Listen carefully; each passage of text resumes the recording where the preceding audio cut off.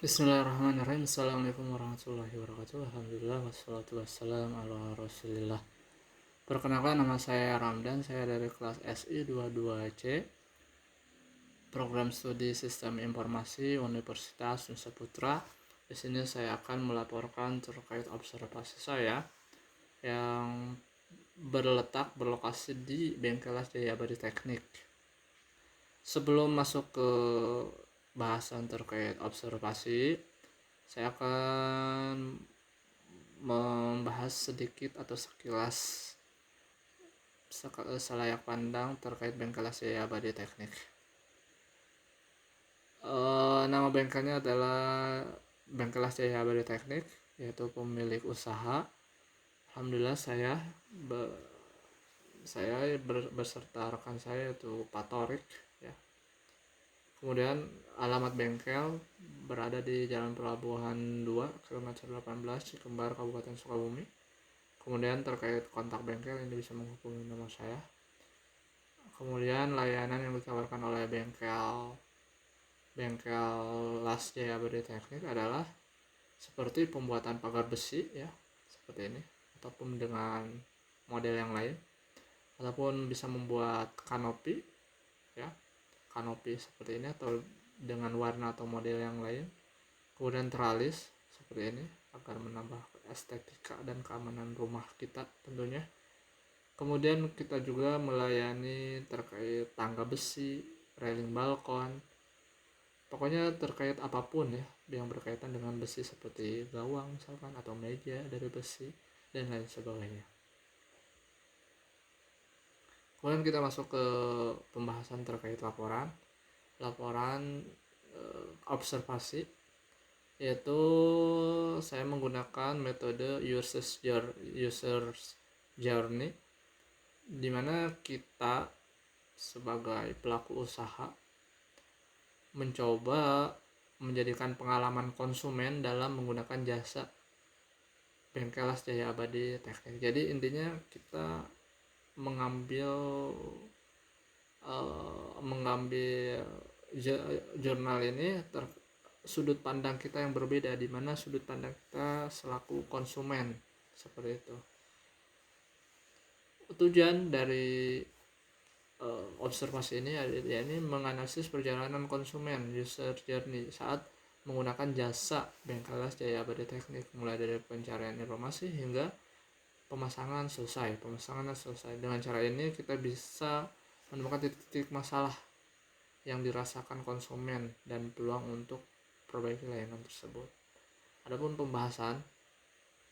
poin pembahasan terkait metode ini yaitu aktivitas konsumen, ya. Ada beberapa tahap dari aktivitas tersebut. Kemudian emosi atau kesan dari beberapa tahap yang dilakukan oleh konsumen tersebut. Kemudian permasalahan yang dirasakan dari tahapan-tahapan konsumen terkait pemesanan. Kemudian peluang perbaikan dari tahapan-tahapan pemesanan tersebut. Nah, di sini ada tahapan aktivitas konsumen, emosi atau kesan dari setiap tahapan-tahapannya, kemudian permasalahan yang dirasakan dari setiap tahapan-tahapannya, kemudian peluang perbaikan dari setiap tahapan-tahapannya. Kemudian tahapan yang pertama yaitu kesadaran. Yang aktivitas konsumen yaitu konsumen melihat tetangga pasang kanopi atau pagar atau mencari kebutuhan sendiri. Jadi di awalnya itu kesadaran, ya, akan melihat tetangga memesan atau memasang kanopi atau pagar di rumahnya, seperti itu. Kemudian yang dirasakan konsumen dalam tahap ini yaitu bingung mau mulai dari mana, yaitu ketika hendak melakukan pemesanan, ya. Kemudian permasalahan dirasakan tidak tahu tukang las mana yang bagus, ya. Kemudian peluang perbaikan yaitu ini yang dirasakan konsumen, yang juga menjadi perbaikan untuk kita sebagai pelaku usaha, khususnya Bengkelas. Yaitu untuk apa peluang perbaikannya? Promosi aktif di media sosial, pasang pelang sebesar-besarnya agar orang-orang mengetahui usaha apa yang bidang usaha apa yang kita jalankan. Tentunya dalam hal ini adalah usaha bengkel seperti itu. Kemudian tahapan yang kedua itu pencarian, ya. Aktivitas konsumen di sini tanya ke tetangga, bisa menanyakan ke tetangga di mana konsumen pertama kali melihat tetangga tersebut memakai jasa layanan las. Kemudian konsumen juga bisa mencarinya di Google, di search engine, atau di grup WhatsApp, atau mencari di media sosial seperti Instagram, TikTok, atau YouTube, dan kebanyakannya di YouTube seperti itu. Kemudian emosi atau kesan yang dirasakan konsumen pada tahap ini yaitu mulai berharap tapi ragu seperti itu, karena dengan informasi yang kurang seperti ini.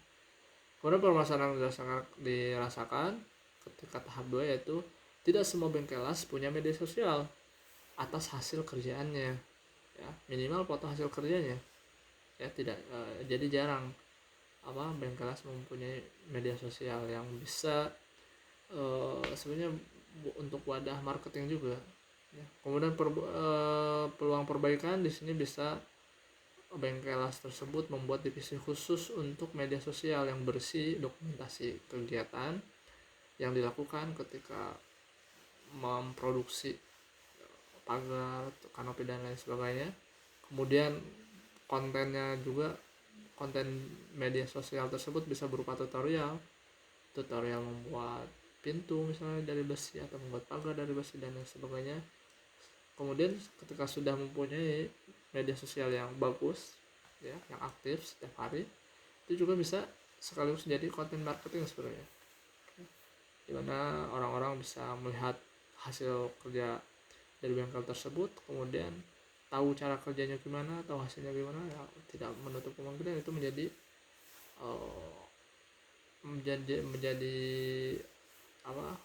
poin marketing untuk bengkel itu sendiri.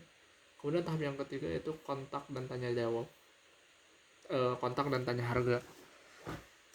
Aktivitas konsumen di sini yaitu menghubungi bengkel melalui telepon atau WhatsApp. Emosi yang dirasakan meyakinkan dulu komunikasi via WhatsApp, kemudian datang langsung ke bengkel atau ke workshop. Jadi yang pertama yaitu cari info dulu, ya, terkait info kontak bengkel itu sendiri. Kalau sudah mantap, si konsumen bisa langsung datang ke bengkel untuk menanyakan harga dari apa yang mau dipesan. Permasalahan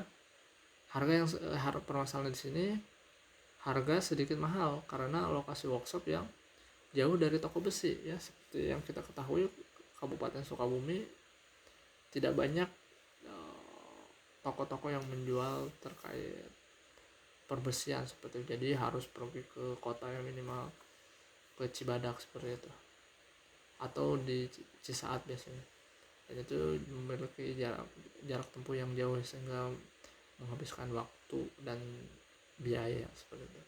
Kemudian perbaikan bisa estimasi harga yang transparan dan tertulis, ya, karena seperti yang kita tahu jarak yang jauh untuk membeli bahan-bahan yang diperlukan. Kemudian tahap yang keempat yaitu survei lokasi. Setelah sedikit info melalui WhatsApp, aktivitas konsumen di sini yaitu pelanggan bisa datang ke workshop untuk bertanya-tanya lebih dalam seputar apa yang mau dipesan.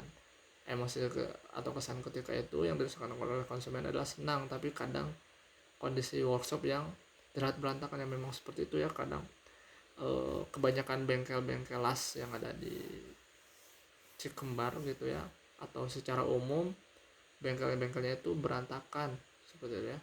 Permasalahan yang dirasakan juga seperti demikian, kondisi workshop yang terlihat berantakan. Kenapa? Karena ya di situ tempat bekerja, jadi tidak memiliki ruang khusus untuk menerima tamu seperti itu. Kadang ada suara bising, memotong besi, ya, atau sedang menggerinda, atau sedang menghamplas, dan lain sebagainya, menjadikan berisik dan kotor, termasuk juga berantakan. Maka peluang perbaikannya apa? Sediakan ruang khusus untuk pelanggan. Jadi ketika datang pelanggan itu ada ruang khusus ya agar pelayanan lebih maksimal.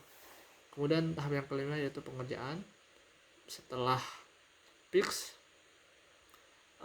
memesan, si konsumen datang ke bengkel, kemudian yang berikutnya tuh membuat janji si tukang datang ke rumah ya, karena produk ini bisa disebut produk custom semua ya, seperti kanopi, pintu, pagar, teralis, semuanya tuh custom semua. Artinya perlu dari si tukang las itu datang ke rumah untuk mengukur ukuran real. Kemudian emosi atau kesan yang dirasakan oleh konsumen itu berharap agar hasil sesuai dengan harapan. Permasalahan yang dirasakan pengerjaan molor seperti itu, tidak sesuai waktu yang telah disepakati dari awal. Kenapa?